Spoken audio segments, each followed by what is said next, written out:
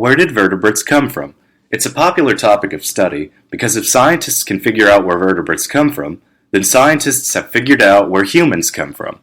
This video will endeavor to present a major potential breakthrough in the search for the origin of vertebrates. David Aylward, Caitlyn McCord, John Mitchell, and Samiyah Malik present Min Zhu et al.'s article, A Silurian Maxillate Placoderm Illuminates Jaw Evolution, or Why Humans Care About Strange Fish Jaw Fossils. Let's take a moment to understand where science stood before we found these new skulls. By looking at living animals like humans and at fossils of their ancestors, scientists figured out that modern vertebrates are all descendants of early fish. Specifically, vertebrates come from a group of fish called osteichthyans, which were some of the first bony-jawed fish. From there, scientists had to do a little guesswork. Around the same time in the fossil record that our multi-great-grandparents, bony-jawed fish, show up, another type of fossil also shows up. These fossils correspond to another group of ancient fish called placoderms. Further back in the fossil record, before either placoderms or bony-jawed fish show up, there are only jawless fish. So, scientists figured out, or thought they did at least, that those really ancient jawless fish diverged to evolve into our ancestors on one side and placoderms on the other. Turns out, scientists found a pair of new fossils that show that their earlier model may not be quite what happened. So, if scientists were wrong about placoderms in our ancestors, what actually happened? First, we need to really look at what characterizes fossils of early bony fish and what characterizes fossils of these placoderms. This is a bony fish. Bony fish fossils are found in the late Devonian period and evolved through to modern species. The distinct feature of their fossils is their jaw. It is made up of three parts, called the maxilla, which gives the jaw its name, the premaxilla, and the dentition, or teeth.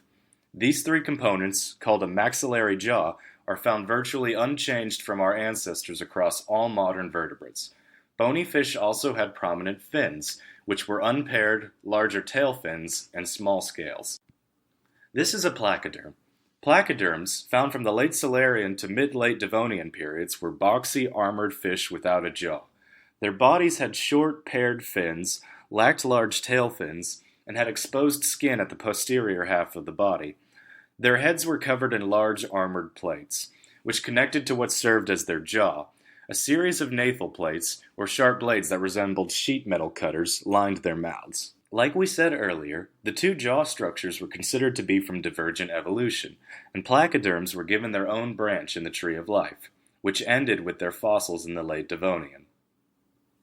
Those new fossils we said they found were interesting for one reason. They appeared to have a placoderm body but a bony fish's head.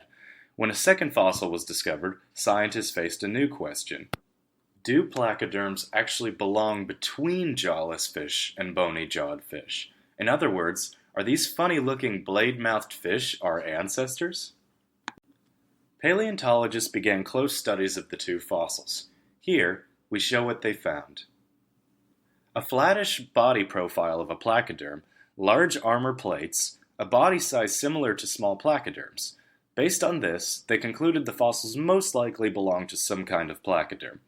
They also found evidence of broad fins, common to early bony fish, small scales, and most interestingly, evidence of maxilla, premaxilla, and dentition, which also had evidence of nathal plates' blade shape. According to scientists, these features would have combined to give these fish a bizarre facial morphology, but collectively formed a far more interesting picture. The older fossil, which was more similar to placoderms, probably represents the last placoderm in that line of evolution. The second fossil, very similar to the first, but slightly more bony fish-like, probably represents the next step in this line of evolution, the first maxillary vertebrate. These two fossils essentially seem to make a bridge between true placoderms and the likely ancestor of vertebrates, and thus, of humans. Further testing of more fossils are needed to help confirm this new theory, but for now, it opens up new questions about how and why vertebrates evolved. Questions like how did body layout and the addition of Hox genes evolve in this, how these transition species lived and their roles in their ecosystems, as well as how the phylogenetic tree of vertebrates is organized.